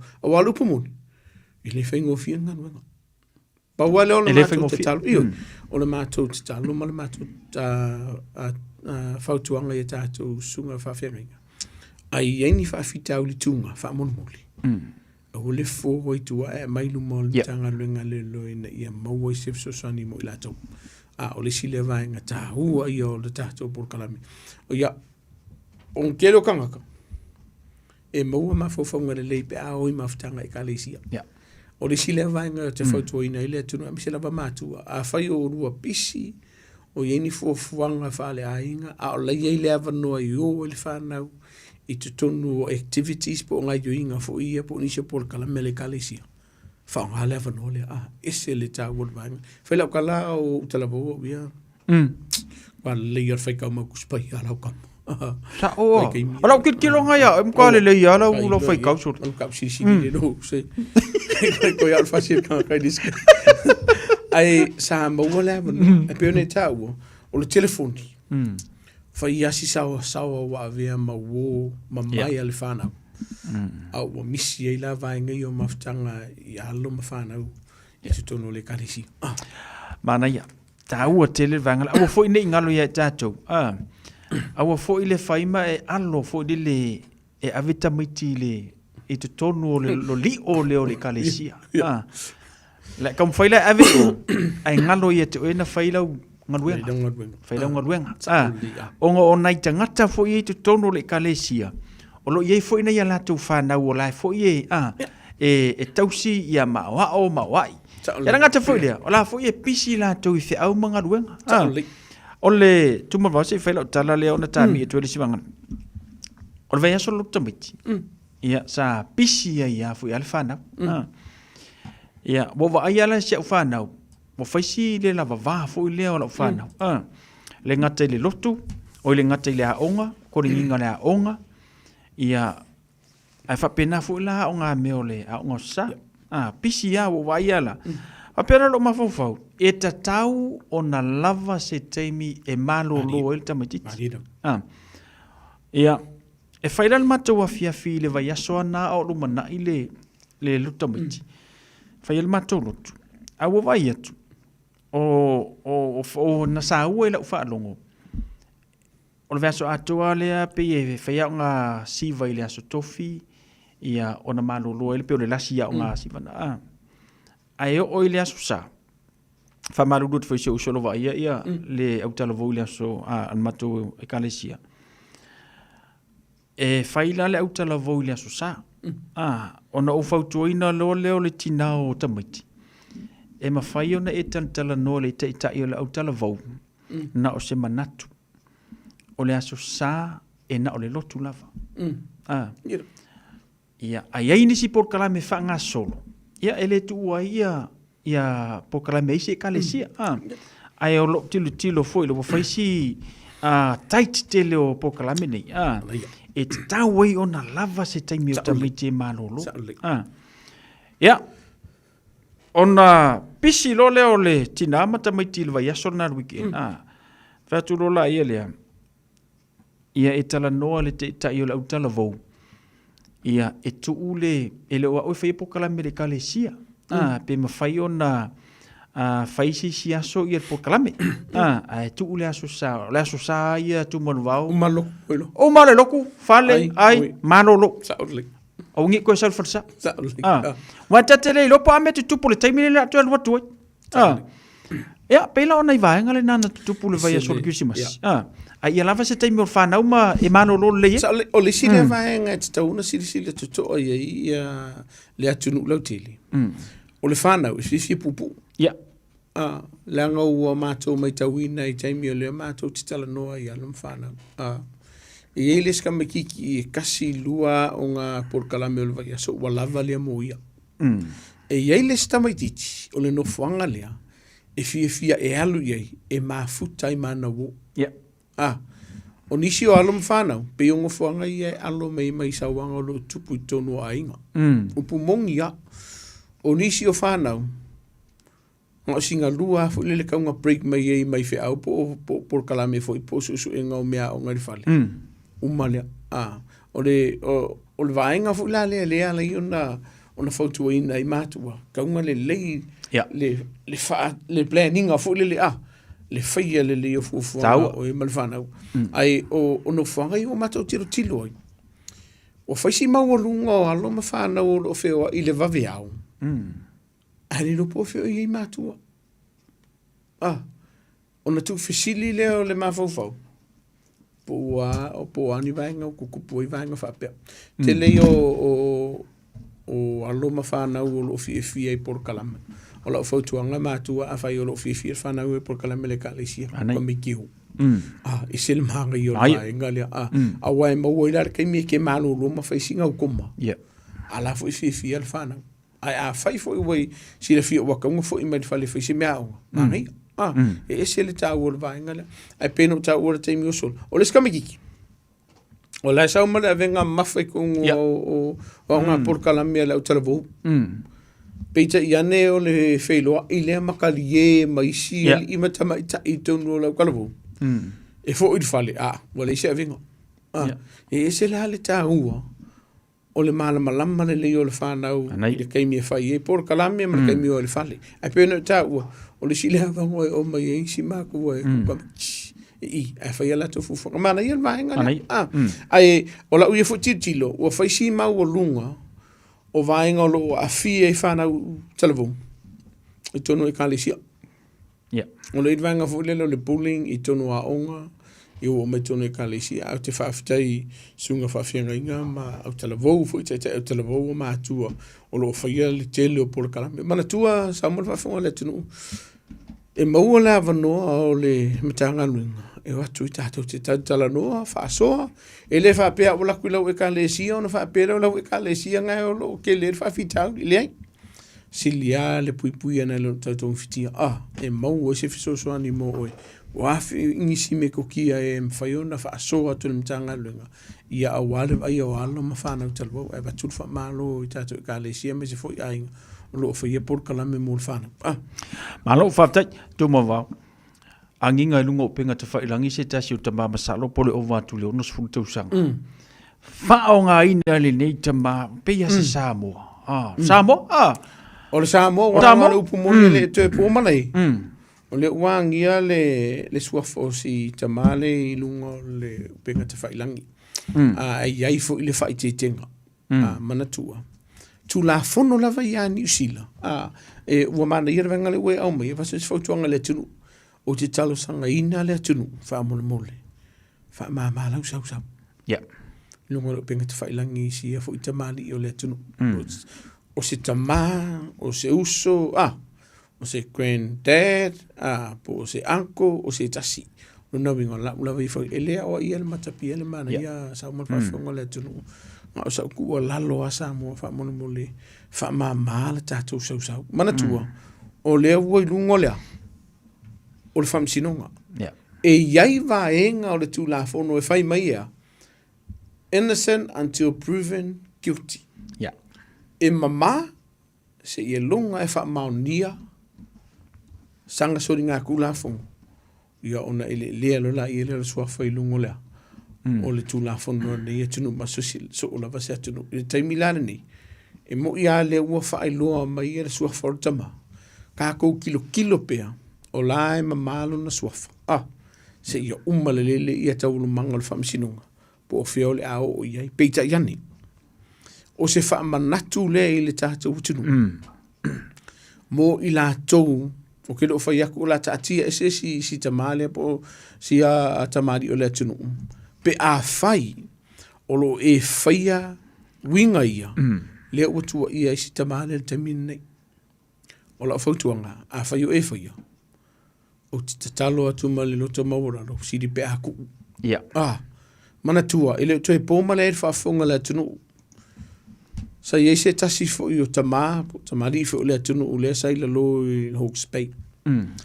Ia, o le case mua na o le slavery ma le ana loka. Le alo whaapalpuipuina ne tama. O te tatalo, o iei se au inga mo le atunu u lau tele. Peita iane. O lo iai lava i lako. Lea la ko ke whaia lava. Mua, po le me ea ele o mana malama. Lua, po le me ea u whaale kia. Po le me ea, lea ia mase mawhawhawurufa. O nolo tupu, o nei ala fiafi. Ma te tatono leo whaafunga mai ia si ainga le no mai me le latou whaasea. O lea na tau, o lai tau fia se tasi ununga li. Se tusi folau se tamai titi. Ia nao lava e tamai ina mai New Zealand nei. Peita iani o lo whaieni se susu ngamtanga luenga lelo. Ai mumusu e au mai le kusi folau. Mana tuura vanga ne sa tātou tala noi. E leo se kula fongo au. Po se tulafono le Radio Samoa, a o le tulafono le malo ni sila. E le mawhai ona e tau whina se tusifolau. O se tasi tangata o le mea tu tino le nā le malo, government documents, o lo tausi mea ai, le o lo iailo na ingoa. I lungo lea, o tatou tusifolau, lea lawa o whautua ina ia si ainga lea. Whaila latou li poti. Si o mātu tala noa e le matanga luenga tala vau whanau, ma ainga o lo va ia le vaenga lea ma le immigration for. Whai se fisosoani e mo si alo lea, me si ainga o lo latou vai. O i e ta umai ai, o lo i ai whaafita auli, o lo tutupu pe i tunu tātou ai, tunu tātou tunu, i tunu tātou ainga. O te le tio, to lo sa mo ma whaafonga le whiawhine nei, i le ti ngā o tātou loto ma le mawhatio o tātou mawhawhau, i le tele o se leni na alu, i le tau mwhainga meina o alo ma whanau nei, peita i ane. A whaiwa e au maia na e au maia se au wala le lei, peika yange ua o mai ni usana nei, sui ni si o vaenga ma e so lia i le tūlafunu. Ia, o le upumuni e le kau ngā kia mai le whaalolo, e kūwai ruar kūlafunu iaui. O le vaenga mumuna. Ai a whaina e au maia i se au wala ma mā, peita i ane, ua le wha maongi ka maiki i ake oe. La valu ungsa. Ave pe i erkus whalau. Ai aru esa ilise fisosani mai lo ye nisi awala te o yeso mafofau e fa ye winga ye ilato ni. Mai o kele ka ua walanga to tele ni se ilato le o me ka fafau. Ai uma e fa finga winga e ka unga finga so tu la fono le vainga. O nisi ilato au mai pita o sa waina. O nisi fo yo ilato. Se ku lo fa fonga le ku wa mai maula lo fa ngai ma tu ma ainga au mai. Nga ka ungu ma ya isola. Ia, o la whautuanga. A whai e whafonga me le whiawhiri nei, a leo e so la ngai ainga vai ka mai inga mai o e masosoani mai. Whamonu mo le whai le au wala sa o ma le ami o tung. Ko e whai le whako e se makana ngoa. Wha maa le vaenga o nga e alua la ia le e pule e po whio ni usi le ke alu. Ai ke alu, o la ua umona.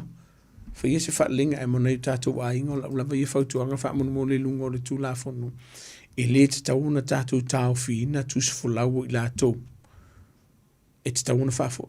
Peke whai mai o ai mai, a langa o lunga o le tūlafono, o le olo i ai ia fo ile, ia whautuanga ia ma vaenga o le tūlafono, e le mwhiron tātou whai ia vaenga ia. O le si vaenga tāua. Ia, e te tauna se whi la tau nei tono tātou ainga. O na winga le taun tupu vaenga, e peta iane, ai a whai o la tau whainga sori ngā kūlafono. A wane e o i eilu au, wake lavla vea i tūlafono. Vili mtanga luenga leo e whaia se fufuanga mamoria i la tōl whaamtinonga e tusai masoni ngā tū la fono o la tō whatinoina. Pe ole sau no tu manu vao i la tō sa vai tama ina mai ni sio whanau. Ko lo polo ia oko. Sa, ole re. Leanga le mea i ese le whati ngā loto. O le alu o le taimi, o le alu o le tupe, ina ia au maita ngata lea mo se suinga o lono langa. Ierava. Ai kama whai isi vaenga o le ainga. E ngoi, o le ngoi le melea tumu. O le ngoi. Ka ui o le ngoi wala. O le ngoi. Ioi. O le fasili. Fea sa e iai. Sa ole. Fea sa e iai. Ai le alu i whaali lo poko. Whaali lo watamai. Whaongau tupe. Whaongau tupe. Whaalu lo kaimi. E whai la le process leo vaenga le. Ai tolo polo i nei mātua ia po nei tangata le vai tumon wau. Le ua whaasa. Ona toi vai tama mai ia. Le ua full stop mo le kaimi lengi. O le si lea vaenga sa ua talo e tanoa ni efiaf.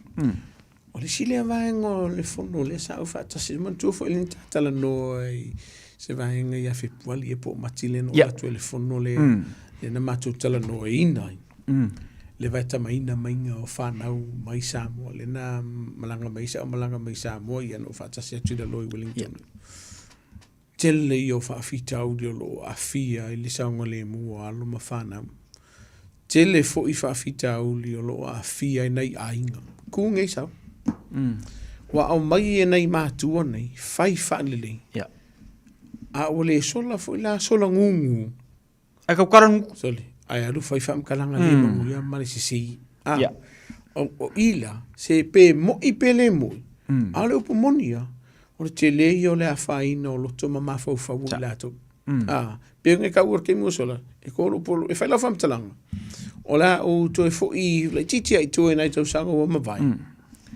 na o to se ai nga e batu se fa nisi fe o tamaita o so sola e se mai I se tasi o ai nga na mai Samoa ke le o le vaenga na batu fu le winga I tamaita I o fa apolonga o a isi vaenga tonu o tu le ofisango ka ngoli avenga o la kwa mai ka ia fa ma ko ka atu fa fo ia na I tangata ia na o la le ta uso o ka ngo sa od fa na le o ina u lo ai mo fa no no pe nge ke me pe ne ta e o mai o manga fa por kalambe uma vaenga tau nu o ngo fo mo singa lo ko masi no so la no ile e se fa no ma fa fo le mai tau le ngai ai ngai o le meo te whafta I o tau tala sa o nei whanau ia. Le I aise vaenga na wha o li mai, le I whape e le vaenga. Le ato to mea uma peikai. O le plan le mo fa mea. O no fo le mo ma fo fa. Mai mau pe ana whape I ni vaenga o le tūla whono le tunu o mwhainto e whai I vaenga. O le avano le nā mo mātu e tala no ai lo ia. Pei ai ni avano. O le ngara nā lo whamtalanga. Pe ne tā ua. E le whaingo fie, o kupe, o le kaimi. O le tele o vaenga ko unga whakamilu. Au mai a whai mātua o lo le lo vaenga o nei alo ma whanau na whaatiap. E le ngaka fui kamiki whaakia mai. Au nei o tātou tau ainga le au mai. Whaamon mole e tauna tu ule vaenga, tu la fong. A whai o le ana whaatea mai o e pe a mai fo e si ainga au e a mi o le iai. Nga e whaise ngaru ngalofa. Koe whaafo I le alofa. O le sile vaenga wala na iei se whaarulawe na tupu I nisi fo I na vai tamama I nisi o I lato. Ai kuli lumolofi so leo leo. O le ia la kuri mero kai ue. E se la le tau o le vanga le uta tau e le fiafine nei. Ina ia mautino le ia walu pomuni o le ukakusi. Benga e ka urka I mi usola. Tato te leiloa. Po o awhia e koe mauai se teime e tui te talai. Mai o te whawhitai o tāofi. O le awanoa lea. Se I to ilo ai. Po o ani vaenga e te tauna whaale leia. O le fwoi vaenga. Te ilo le vaenga tu mo mau o la whau e sauno. Pau o le vaenga o te ilo e te tauna toi whaale lei le valea. Vai tamaino tamiti. Kamakiki wa sola. Cancel ngofuma. Whaasui fua. Cancel siksengi. Fa fo I Samoa. O ila le ainga o tau ainga ka mai kinge le ngai le kau so sole. O la tu e fa. Ko amaka mai la. Ko amaka. Fa alu le lato taimi fa alu lato tupe. Ia ma. Pau ngal va ngal ke wala ai tiro iai. O ila to le o fa yeso ringa tu la fo no ifana. O la moria.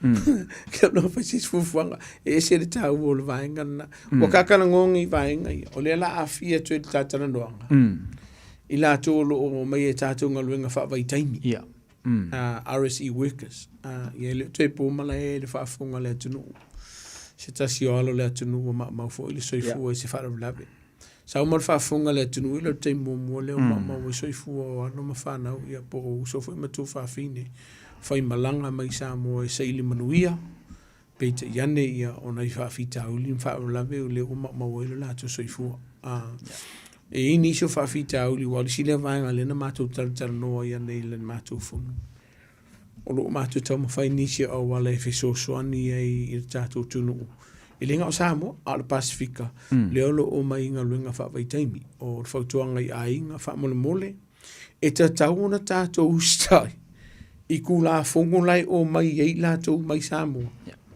I te tono ni se le nei ngā luenga whaavaitaimi. A sauar kula fongo I le mwhaingo e se I whawhama le mno whangala ngofoi. Ko mā liari. Wa anga whaapea le I ora tangata le tu la fongo I le sap. Le sap. Peita I ane o le o mai New Zealangi. E te tau ka e mesa ka kule ngofoi ni New Zealand. Ave le avanoa. ia ila tau lolo va ia na yo tatu ainga ne fia la ko fuanga la ngo vai ngo lungo ngalu ngale o mai ai a fe va funga mai na yu so matu fa fini o lo o inei o no ngalu nga fa vai taimi ia molo sile fia e ia vai ngor tu la fono ni sile nei ona sei ti ai oi o lo fa tuanga fa mole ia e mala malama le tu la fono ni e tunu mai se fo lungo le awala le tu la fono le va o e malis kangaka ia e ia fo i sa matapu o company po no fanga le o tonu no fo o lo fo tuanga fa mole e te tau no to stai wala upo moni sa man fa le tunu le anga de sa matunga no fa tas mani so la to ku so e yo a o umanga sai e de ko i fo i mai oi ai sea o le fa maungi o le fa mauni o isi nga o ku kongo ainga le ko fa fo ia mai o so la ele manguia le me tu mon vaul vanga le no ia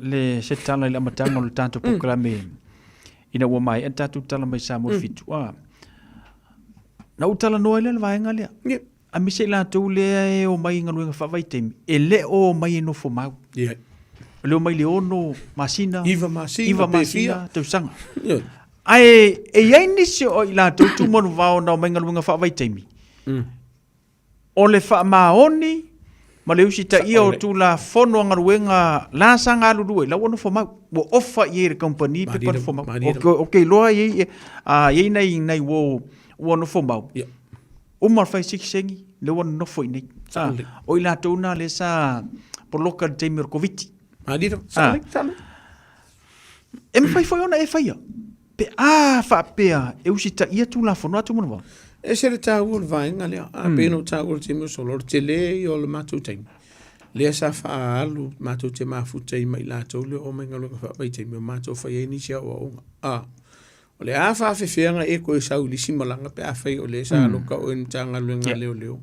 pe ava ku fu le li poti ya ila to le sa e no fenga o lo o nga fa le anga me o fa tu lo fa fonga le tun o ava no le o mo mai lu po moni ele alo tu la fono e fai ele so le morianga ia te oi pe a fai te solinda ia tu la fono ni tu on tu la tu mon va le la wai ia na loka i se tasi o li ile na sango nga fa vai tembi le na fa nga ina ia le pepa fa na wo lo uso e sa winga nga fa vai tembi nei fa te va almena mawai o fa ngol le skala o palo ta samo yo pe wa mo talana fa ia ku le skala o la wo umanga le skala longa uso le sa ia fa nga ina lona pepa fana e fa ia le tus fola usa in New Zealand fa lo ma le stala al palota e la ku ia ka le skala o leva nga umanga le skala longa uso la ikikilenga ke fa nga inga longa ingo o le tali la wo fa pui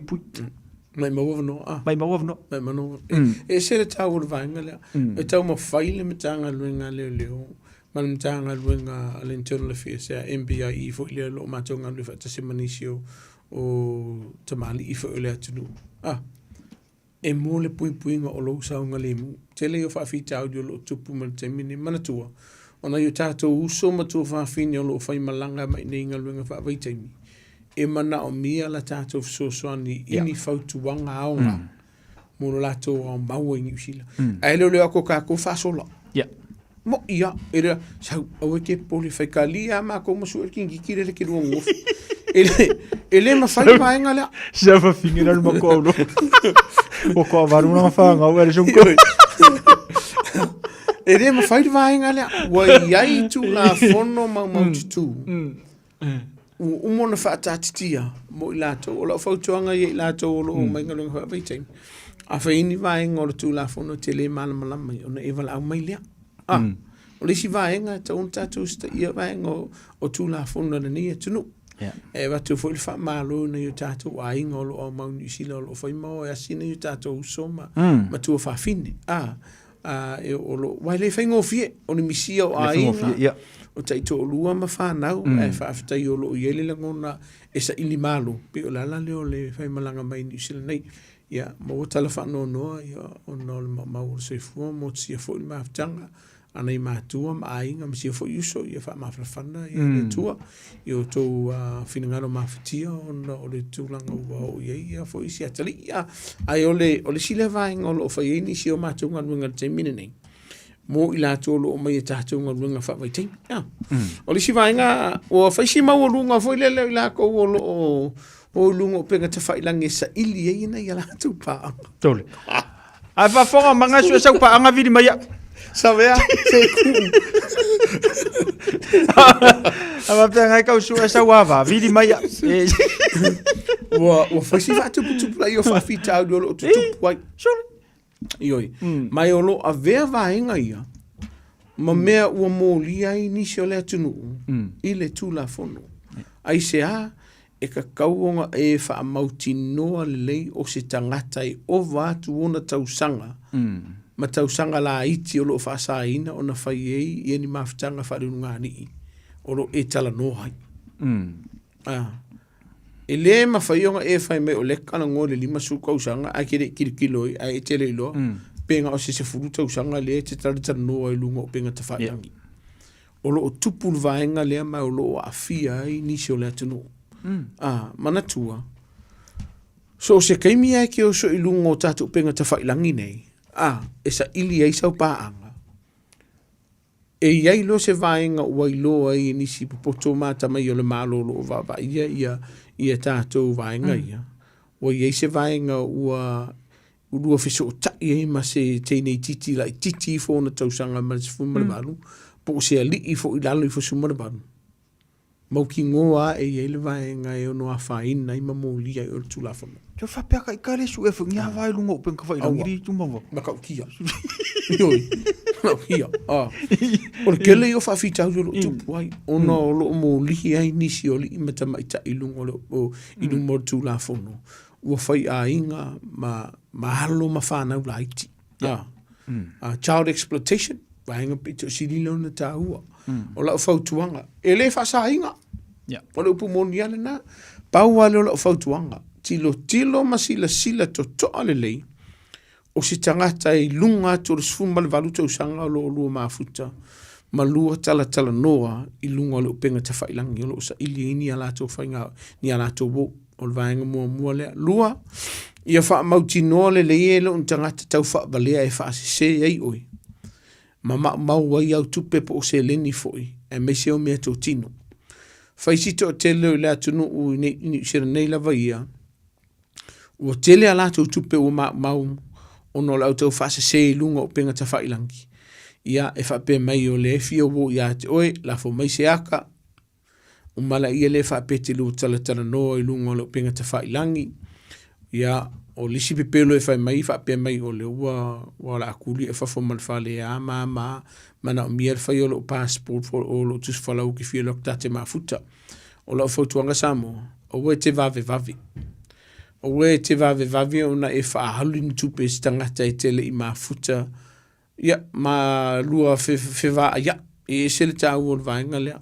Tō tele ani se lātou mau au se lengi e moku I lunga o tātou penga te whailangi ni ma.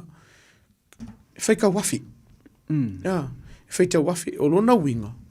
Ia whai tete I lunga o tātou penga te whailangi e nisi o tūla. Sori ngā tūla whono lo tupu wai. Scam, o le kau whavalea. O lo whai a inga ma alu ma whanau la iti. Whai ua iese vaenga ua sasi ai. Ai saungi aka po ani vaenga ke vea koe le whitau I lau sirisila. O lau whautuanga, vidi mtanga luenga leo. Au ki vidi au ai vidi kas. E whaafso tai ei ma whai lo iei. Au ke ma. Whaape I lo a inga su e sau paanga I lunga. Langa o la ua masani e to tele. Pa ua leo le vaenga te whai tete e leo ni whanau la iti o lo tau so tai lua. E leo nisi o lo tau whai e whaase ma whaavalea oi. I tupe tau na lafa kuia I lako. Wai uma e solar kangakaria.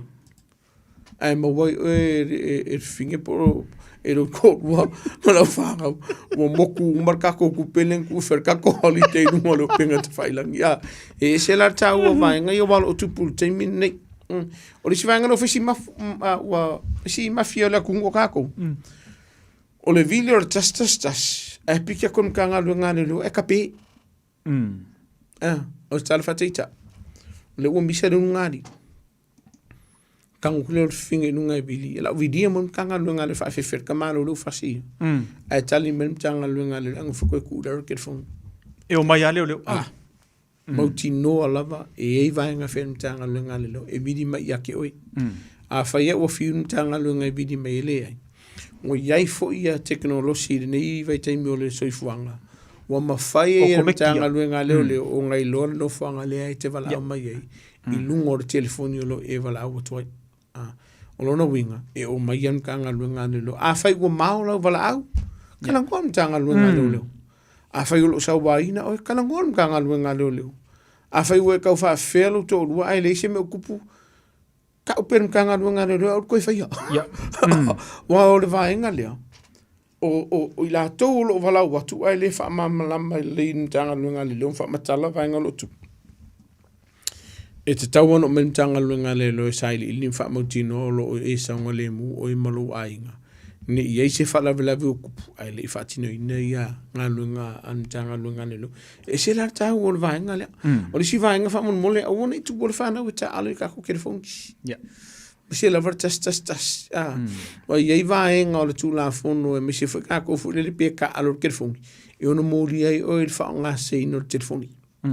E se tau o le vaenga lea ono to tele yo le tunu i tulo fa fonga le tunu nesiafi o i la tolo mo wenga singa sel mafufa tene no la to fa yel vainga le pe la i vainga o le tula fono o moli i la to i ma be fa to nga yo la to ainga ina i siri to oni si fo paula vol fa na o i fo vidir kas au wala ke ko ka pe ai tala no ntanga luenga lum fa mal mai le yor fa na ulenga ai le ol kan ngol fe mai men kanga le ol fa nga ulenga vi se ko ala u fa pe di sidi mal maka ola ngal maka e te tauna e fa matala ntanga luenga le pe a fa yol usa waina o ai pili ntanga luenga le tastasia e se tawon vainga nai mana ia tu mon vau malo te lo le wa lama fai ule ta te mi ai lo te mana toi nana ia le tele o lai sene sa toi ko le VT and City Eastama ki le va tu nei ya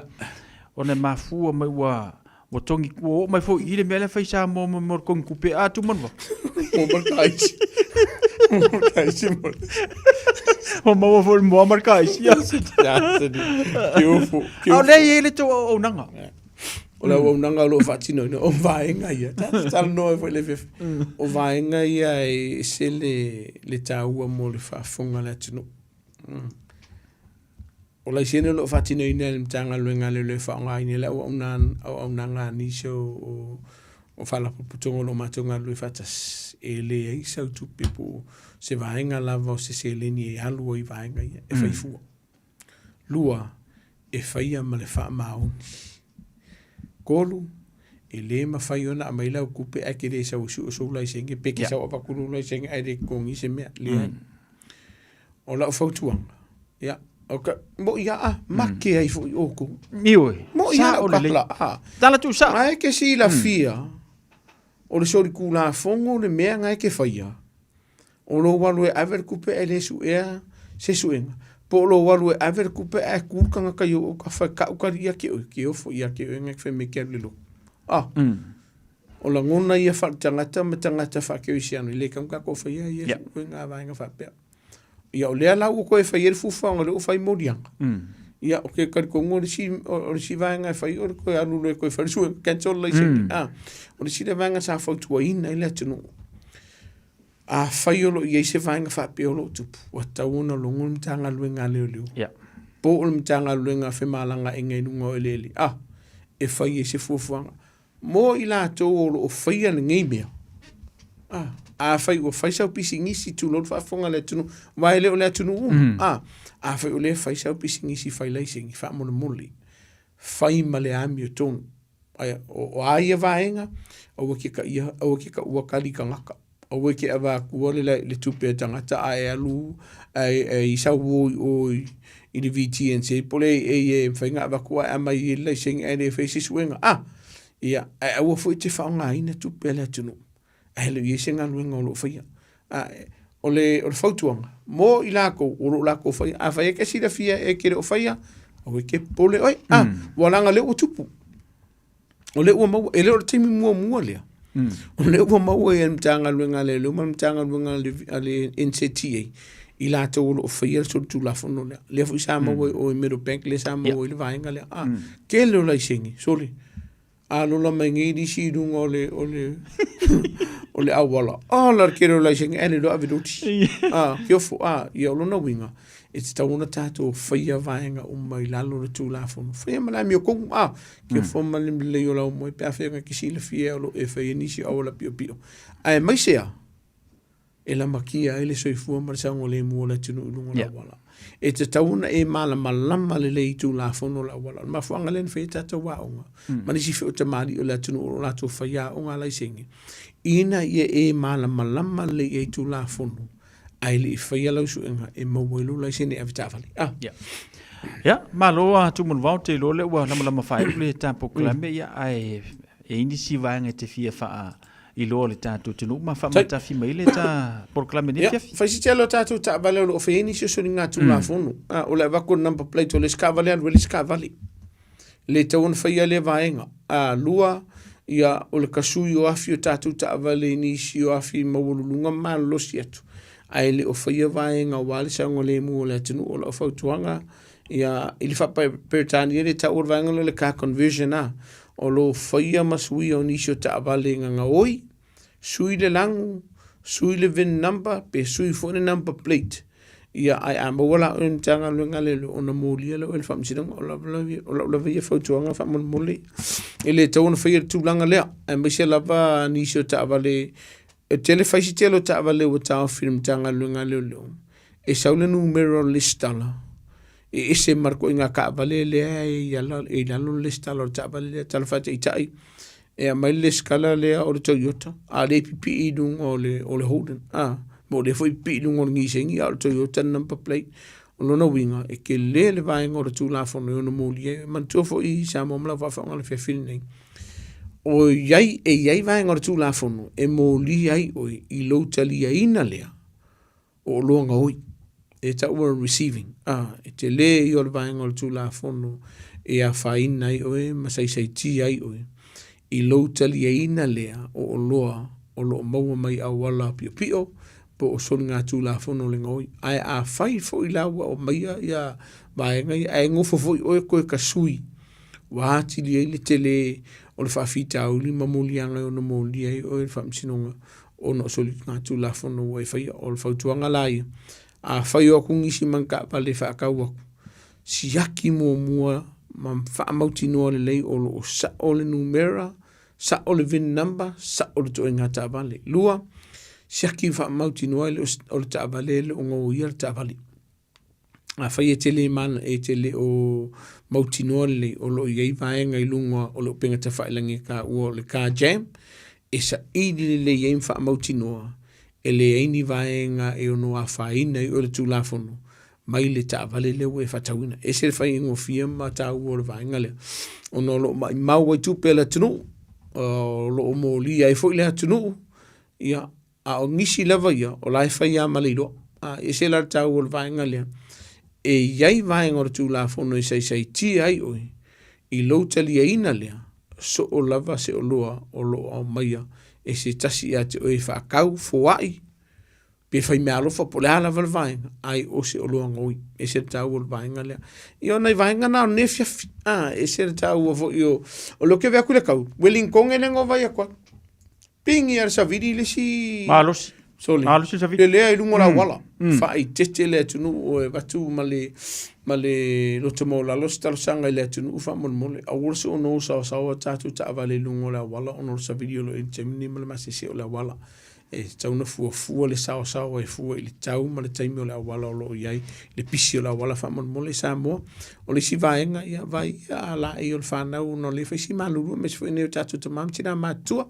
Ka loka ka ko fale o warsa ngole mo le tunu me se la pepe fai na o ila to le na no foi fale fai esko kelo la nga o le temi nei ane tula la fiafi ya fa aftai Samoa I le italiano o tato por kalame I o to lao mo to mota I le tanunga ia sa mo sia nga o tato por kalame mo le tato tunu ne fiafi fa malo le tunu I le whaatau waino ni se whautuanga, ia e whautua te fwoi le atunu o lo la tu sorina ratu la fono. Toe sina sila te to e lo saunga le mu, man saunga le mu o tatu. Tino whamnia le tūne ne fiafi. O whanga le tatu, tino whape whelo sunga sauma le tau sima no whaalo.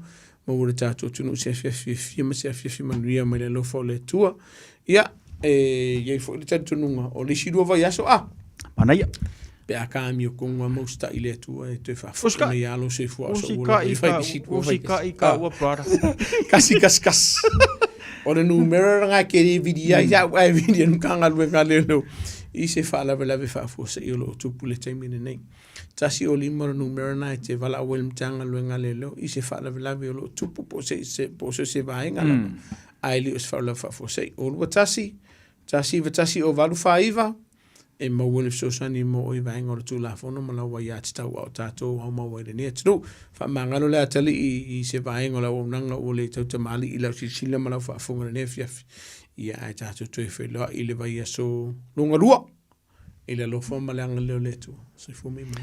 Whaftai a tuman vau, whaftai fu mo le teimi whamano ina te ilue whaisi au pisi au fufuanga le ngata i ngā ruenga ia whapena fuiwala wina i tono ngā ruenga le atua. Ia matono se ainga e mesili matauru ki vaku sel mkua e soifua marolo inga le meanga i. Aka mai whafua mkware la vaku. Anga leile tatu tali watu so tatu wherai. Ile lua vai aso. Lua vai aso. Pea ta auria tu ile ola malmalo si mai le tu. Amanuia ne fefe tu. I love you, Sam.